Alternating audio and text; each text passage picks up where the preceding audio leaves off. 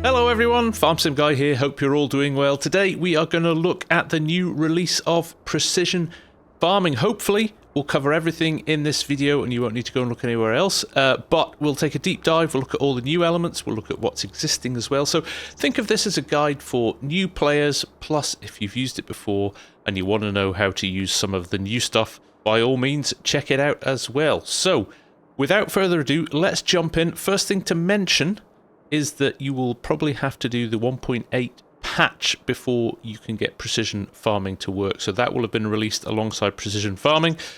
So make sure you're on 1.8 version of the game.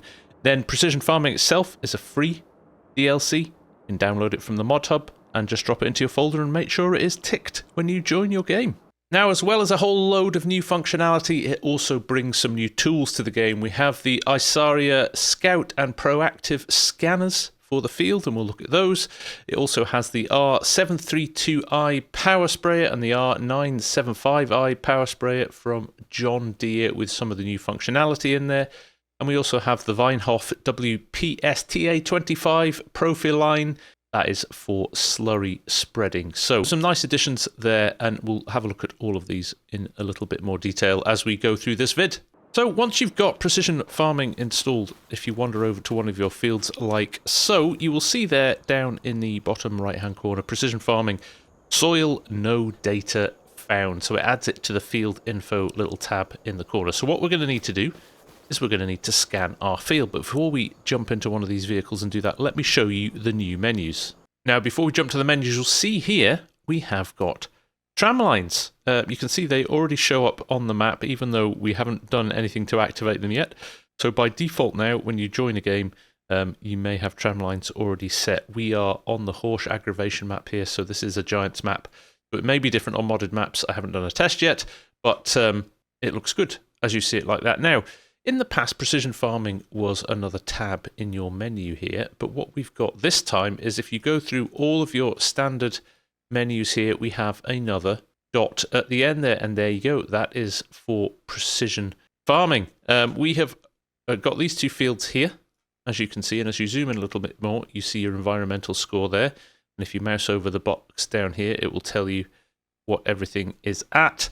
You've got your 4 soil types: loamy sand, sandy loam, loam, silty clay. None of these are showing yet because we haven't scanned our ground. And you can see there, if you have scanned, your soil sample taken will show up on here as well. In addition to this, if we tab down the second layer of menu here, you can see your pH there. So that is how acidic your soil is, controlled by your lime application. Nitrogen is your fertilizers, so whether or not that's liquid fertilizer, solid fertilizer, or slurry or manure. Your yield, once you have applied your relevant stuff and planted it in the ground, it will tell you how well you've done and how much yield you'll get. This is also determined by the type of soil it is and the type of crop it is, so bear that in mind as well. And then the seed rate, so how much seed you're going to need to put on the ground depending on the type of soil as well. So variable seed rate also added as part of precision farming. Right, now we know all that, we need to just get some samples off our field. So we have got the Scout here on the back. Fits on any vehicle that has a 3-point hitch. Basically, we jump in here, we unfold it. So X, as you normally would to unfold the vehicle. And you'll see now we have got a green circle on our minimap. So best thing to do here is position yourself to make sure you get the optimal amount on the field, so maybe something like that, and then it is B to take your sample, and you'll see that it starts to flash when you have your soil sample taken. It will pop back up and you will get a different color on your field in the minimap. So the radius of this is quite high, so you do get quite a lot of sample done. So in a field of this size, it shouldn't take you that long to do if you want. I get this is very realistic and not everybody's going to want to do it like this, so for the benefit of those people who just want the results quickly, we just collect this last one here. There is another option, and let me show it to you now. So if you go back to our precision farming menu here, you can see where we've had the soil samples taken here. Now your other option here is just to purchase your soil information. Obviously, it's going to cost you more to do that, but if time is your issue, it's a lot easier to do it that way. And again, you could go to our bigger field here, purchase that soil information as well. And straight away, you then see the type of soil you've got on your land. So in this case, we've got a little bit of sandy loam in the corner, some loam, some silty clay here, and then another strip of loam down here. Now, this is a standard soil map, so this will be the same across all maps. You can do custom ones. So when the map modders get their hands on this, I'm sure you're going to see some nice custom soil maps as well. Now, the final way to do this, if you're on PC, is to use the console. And in this option, you can do PF, uncover, and the option for field or all. So you can just uncover a specific field, or you can do all to uncover the whole map. So in this case, well, let's do field, and let's do field 12 just down here and see what happens. There we go. We have uncovered our soil map there as well. So that is another way of doing it. If you don't want to spend the money, or you can, if you want to uncover the whole map, that is another option open to you. So we zoom back in here. Now straight away you can see we've had our soil sampling, which bumps up our environmental score. At the moment, it will tell you what the field status is like for pH.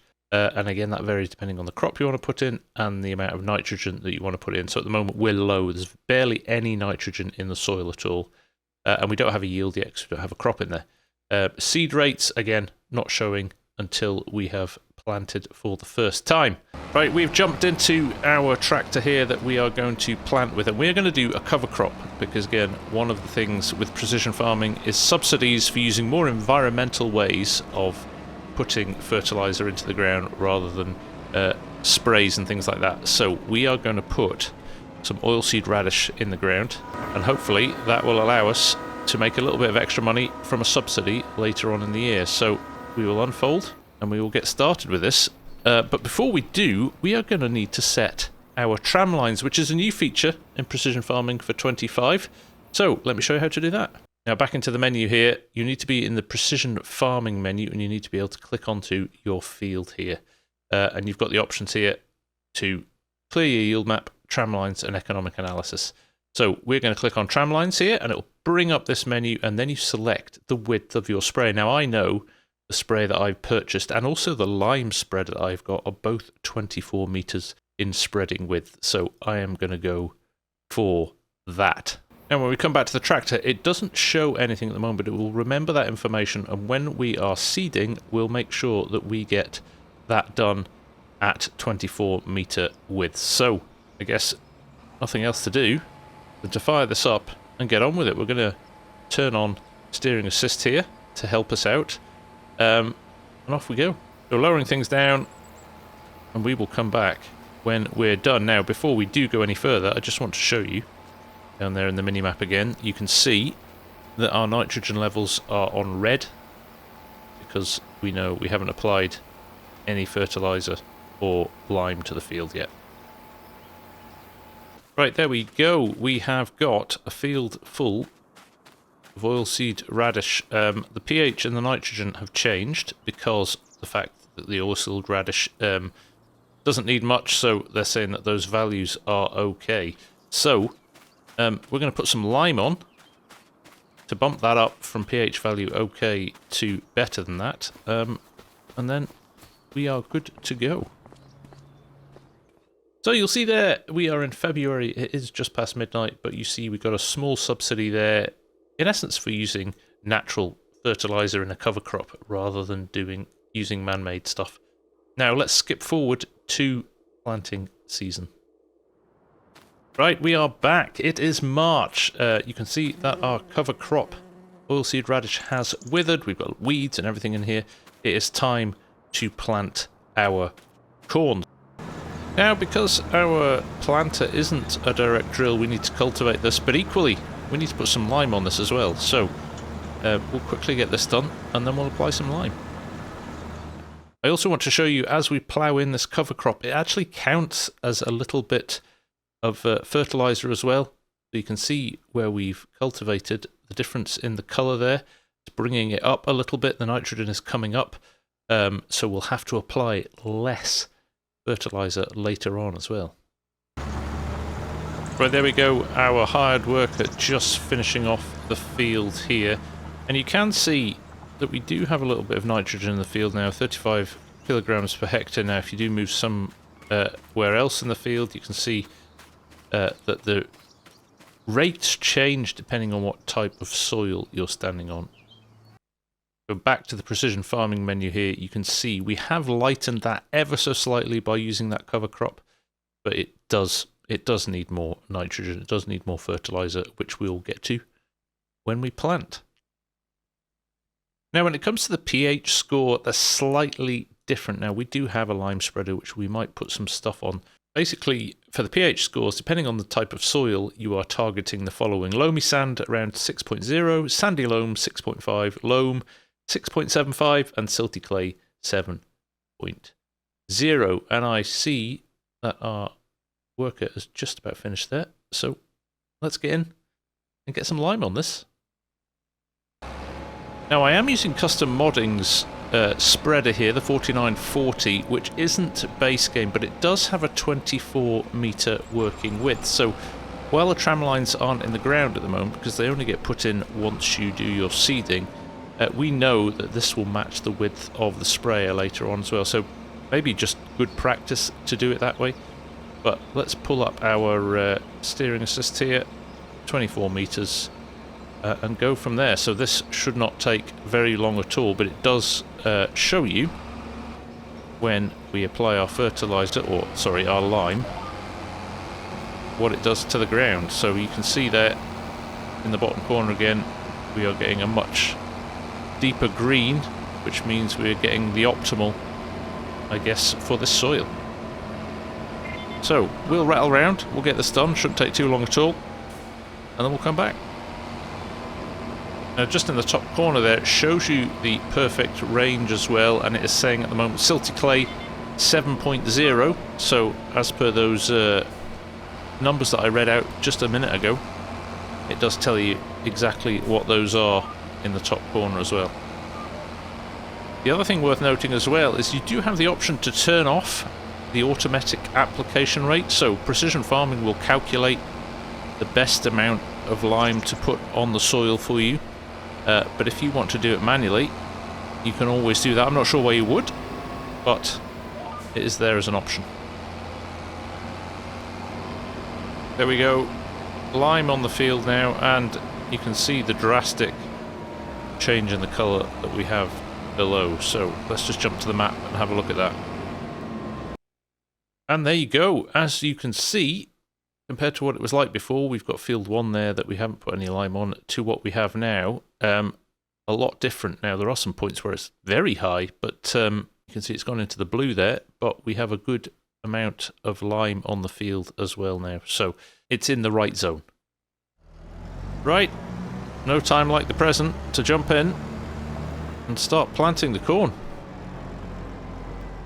Now, I know we'd already set this, but I'm going to just double check it. 24 meters, because this is where it puts them into the ground now, is where you set it when you're planting. So we'll go into here. I'm actually just going to get a worker to work on this. So if I hit the H button now, it will go and start in the relevant spot.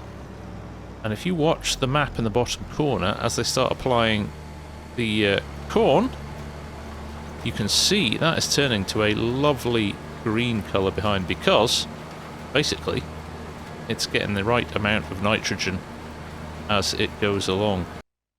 So yes, if we jump to our map again and move to nitrogen, you can see now that we are getting the perfect amount of nitrogen being applied to the field to turn it green. So we'll let him crack on and do this. The reason it's still sitting at 100 is because I've got automatic buy on. You can see the number ticking down the top right hand corner, so the worker is buying the fertilizer and the seed as we use it. But just for demonstration purposes, this vid, so I would usually have that turned off, but for the purposes of this vid, it makes no odds. Also, going back to the map now, you can see that it is starting to show on the map where we are planting the corn. You can start to see the tram lines appearing underneath where the crop is. We won't be able to see that visually yet because, of course, there's no crop growing out of the ground. But once this is planted and we move it on a little bit, you'll be able to see that that is where the tram lines will be. Right, this is going to take a few minutes. We will come back when we are done.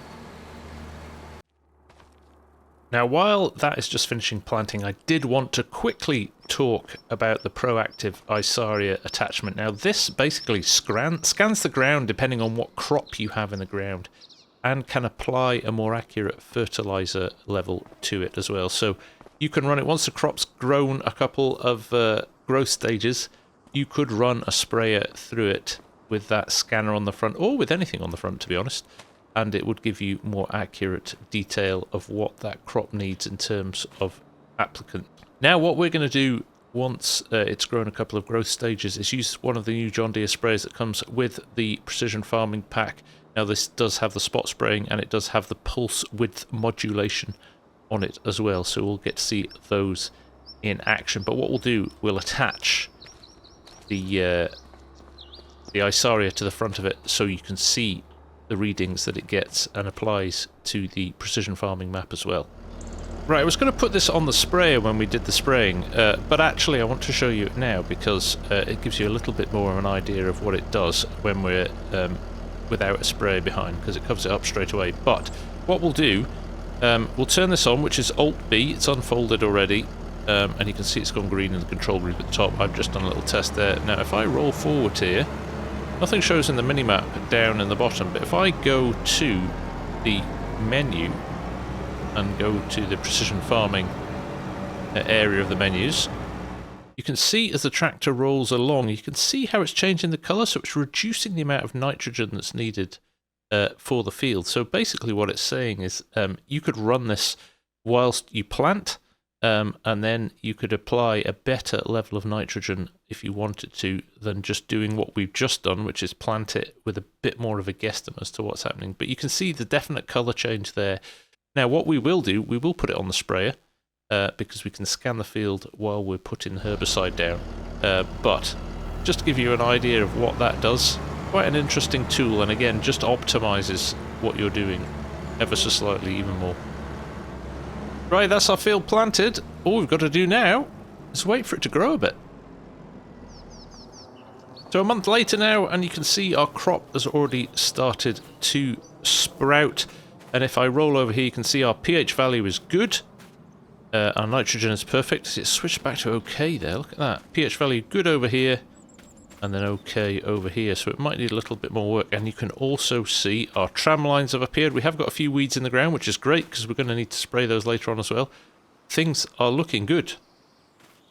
Okay, we're back again. It is June, and you can see now we have weeds in the ground, and it's saying that we need to spray those with herbicides. So that is exactly what we're going to do. We're going to grab the sprayer here. We're also going to run the scanner as well on the front, just so you can see the results of that. But hopefully we'll get the opportunity to see the spot spray now as it removes these weeds from the ground. So this is where hopefully our 24-metre tram lines come into their own, because this sprayer, 24 metres wide, should do the job. So let's unfold it, and we are going to run this with the GPS. So let's see how we get on. So there it is, into position. We might want to adjust that up a little bit. And you can use that using your mouse button, pressing the left mouse button and backwards and forwards. And we are going to fire this up. Saying we don't have access to the land, we know that because it's not on our field. But if I roll into the field here, I'm going to press H. Now these should align with our tram lines. And they do perfectly. We'll lock in there. And we'll roll over, and you can just about see. It's not particularly easy to see,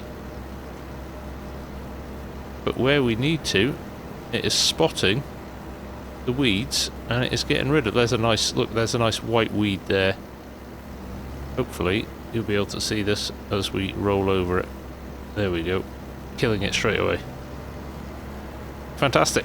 So you will use a considerable, if you imagine running this field and just having that herbicide on through every nozzle every single time you pass through the field, you would get through a serious amount of herbicide. But doing it this way, you will save a fortune. I think that is the whole point behind precision farming. It's doing things more efficiently, more effectively, and environmentally better as well.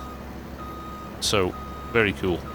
Right, let me reverse this down to the end. Like so. I've just realised I've not turned on our scanner on the front as well. So I'll do that. I'll unfold that. That will scan the crops as well. I'll lift it up a bit so it's not running through them. Let's higher. I'll work it. There you go. You're getting a better idea of the spot spraying there as well as it fires off. Very efficient. And we're running up our tramline too, which is great.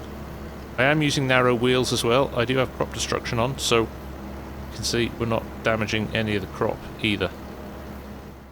And although weeds aren't in the precision farming menu, they're still in their soil composition menu that is in the base game. You can see where we've been, you can see what's dead, and you can see what we've got to cover off still. So, great.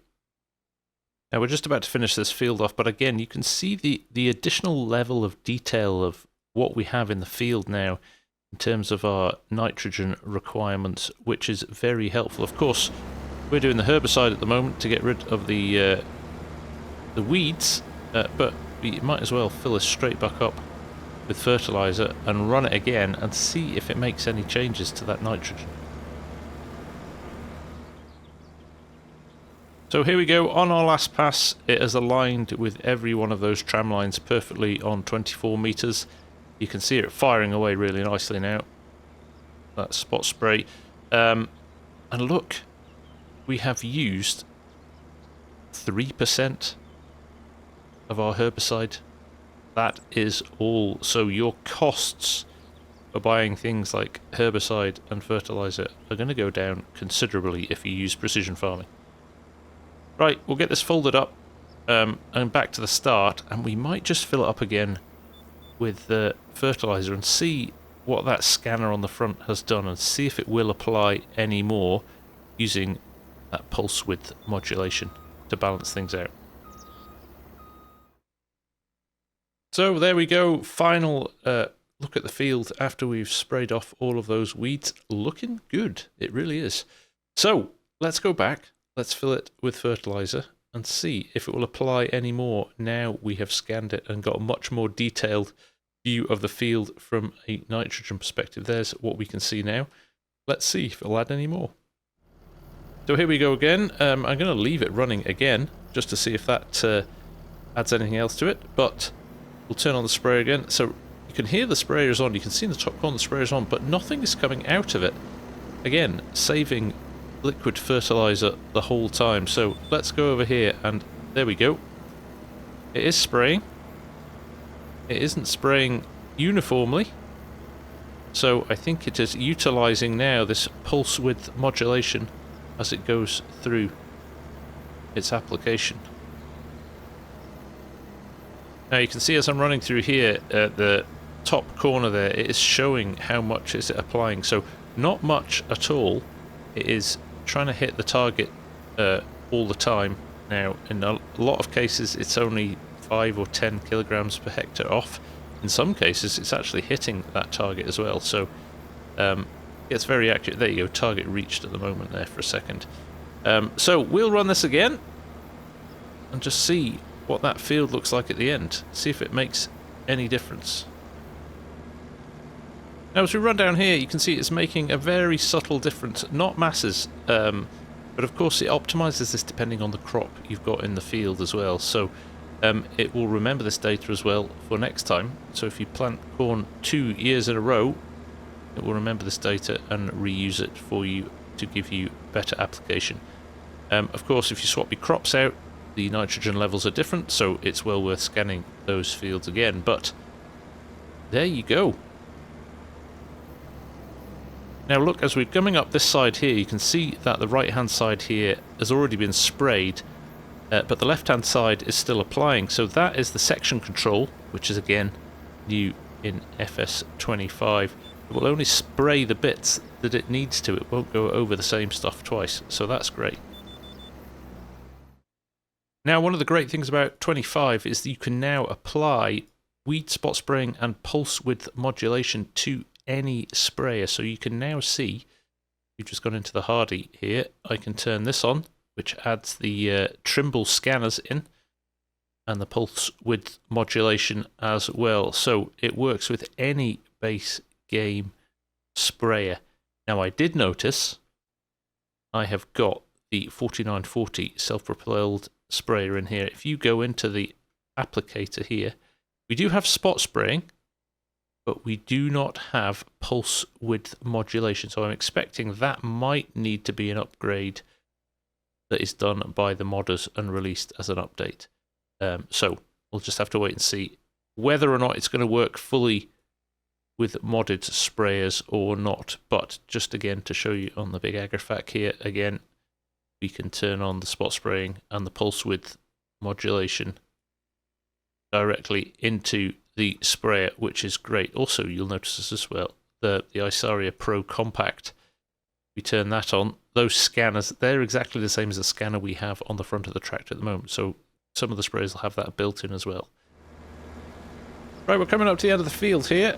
One last thing before we head off is to show you the economic analysis and how you can see how much you've spent versus how much you might make from your crop when it's ready to sell.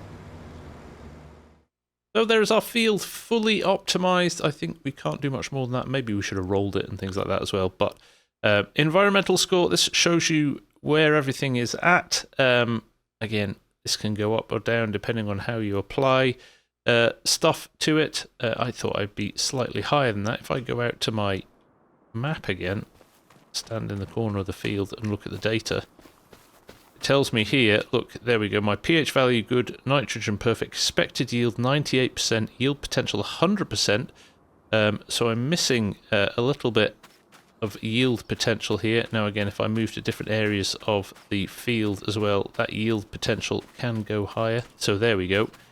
Once we're in a loamy soil, you can see that different soil type pushes the expected yield up to 122%. So bear that in mind, which soils maybe work with which crops better, and they do vary depending on the crops as well. But this is a pretty good crop. Now, if we go back to that environmental score and also the economic data. So that was the environmental score down there. Now, if I click on the field number as well, you can also see under Tramlines economic analysis. So let's click on that. You can see the amount of money we have spent on lime. We spent £4,012 on lime. Mineral fertilizer, which is our dry fertilizer when we applied it first into the field when we were seeding, 2,228. Liquid fertilizer, which is what we put on at the end, a brilliant €21 in total. Not much at all. And again with the herbicide, €88 in total. So those massive reduction in cost for spreading fertilizers on the field, which again is kind of the point of precision farming, to make things a little bit more environmentally friendly. But it includes everything here: your fuel, your vehicle maintenance, if you paid an AI helper. There's our subsidy as well for using that oilseed radish earlier in. So in total, at the moment, we have spent 4,983, which is, well, in fact, we spent 5,207, but with our little bit of subsidy to take off that, 4,983. So we know that is our costs for that field. So when we go to the point when we harvest this and we see how much we can get for it, you will have a balance then, and you can know whether or not you're running an economically viable farm or you're just hemorrhaging cash. So really good. The other thing you can do every year is hit the reset button as well. So you can do it every year. So every time you plant, you can record what you've put into the ground that year, rather than what it can do as well is show you your total. So over the lifetime of that field, what you've put into it as well. So you can see when you've done that before in previous years and so on and so forth. So you can switch between those two modes as well. Very cool. Right, one more thing to show you before we finish up, and that is harvesting. So we are now in October. We have skipped forward to the time when the crop is ready. As you can see, if we walk into the field here, you can see we've got our good scores for our precision farming there. Our pH value is good, our nitrogen is perfect. Our expected yield 98%, 14.4 tonnes to the hectare, and yield potential 100%, 14.7 tonnes to the hectare. So we're slightly below, 2% below, which we know is because we didn't roll the field. But let's jump in here. And the interesting thing I want to show you here now is up in the top left-hand corner, we have 4 new icons, or 3 new icons and a percentage bar. Now, the first icon is the number of tons per hectare. The second one is the current yield in percentage, and then the last 2 as you move towards the right are the harvested area since the game started, and then the harvested yield of all time. So, and that counts for the combine that you're using. So if you've got 2 different combines in the field, it will record them differently. A bit like the bale counter, I guess, in terms of independent. So let's roll forward. Let's fire this up. Interestingly, I do have my game set to acres, but it's showing the HUD there in hectares. But doesn't appear to change if you change it between acres and hectares, so just bear that in mind. Anyway, let's fire this up, and let's just see some of these numbers change as we roll through the field.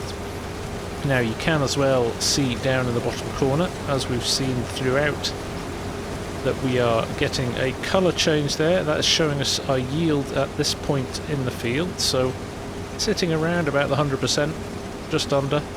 In fact, if you look in the top corner now, it'll tell you we're getting 115% yield here as we run across the top, bumping up to 120.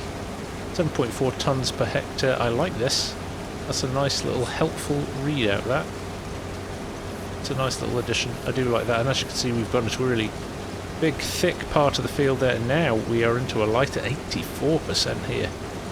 So you can keep on top of how your field is performing as you work through it. That is very nice indeed. Right, we're going to finish harvesting this field. As you can see, we've got 78% in the hopper at the moment, so we're not going to get it all in, even though we're on a lighter yielding part of the field now. But you can see down there in the bottom corner the different colours of the yield map. We'll load this into a trailer and we'll go and sell it, and then we'll go back and have a look at the economic data and just show you the whole completed calculation with a full year cycle with crops sold at the end of it, so we can see what we've spent on it, and then we can see what we've sold it for as well. So we'll come back as soon as this is done. Right, here we come to the end of the row. This is going to be touch and go whether or not we run out of space in the combine or we get the whole crop in, and I think we are, believe it or not, going to get everything in. Look at that. That couldn't have been closer if we tried. That never happens. I'm always a bit over. 19,913 litres of 20,000 litres in the hopper. How about that?